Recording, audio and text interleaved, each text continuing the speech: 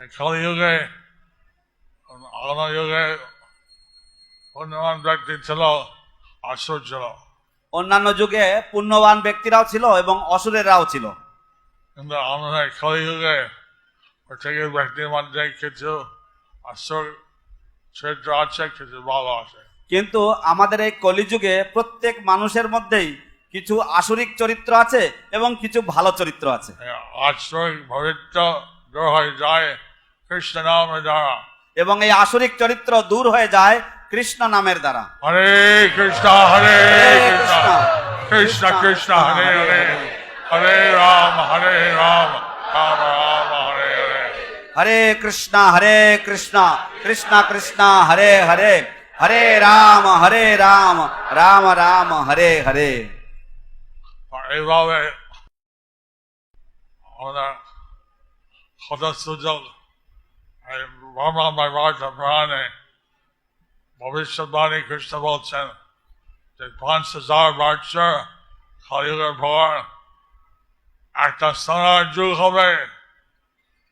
তো এইভাবে আমাদের কত সুযোগ। ব্রহ্ম বৈবর্ত পুরাণে ভগবান শ্রীকৃষ্ণ তিনি একটি ভবিষ্যৎবাণী করেছেন যে ৫,০০০ কলিযুগের ৫,০০০ বৎসর অতিক্রান্ত হলে একটি স্বর্ণ যুগের উদয় হবে।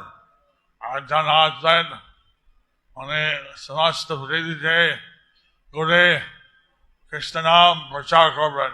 একজন আসবেন, উনি সমস্ত পৃথিবী ঘুরে কৃষ্ণ নাম প্রচার করবেন এবং এইভাবে কৃষ্ণ নাম সমস্ত পৃথিবীতে বিস্তার হবে। এবং এইভাবে কৃষ্ণ নাম সমস্ত পৃথিবীতে বিস্তারিত হবে এবং একটা সোনার যুগ হবে, এবং একটা সোনার যুগ হবে ১০,০০০ বছর ১০,০০০ বৎসর ব্যাপী। কৃষ্ণ ভক্তি প্রসিদ্ধ হবে এবং কৃষ্ণ ভক্তির প্রসিদ্ধি হবে। হরি বল হরি বল হরি বল হরি বল। প্রভুপাদ এসছেন ঠিক ৫,০০০ বছর পর, তো প্রভুপাদ এসেছেন ঠিক ৫,০০০ বছর পরে, এবং সারা পৃথিবীতে ওনার গুরুদেবের আদেশে তিনি এই কৃষ্ণ নাম বিস্তার করলেন।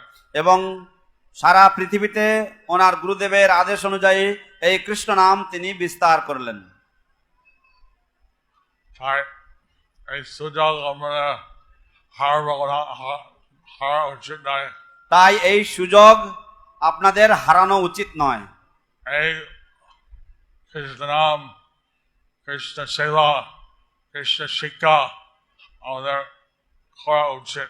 এই কৃষ্ণ নাম, এই কৃষ্ণ শিক্ষা আমাদের করা উচিত।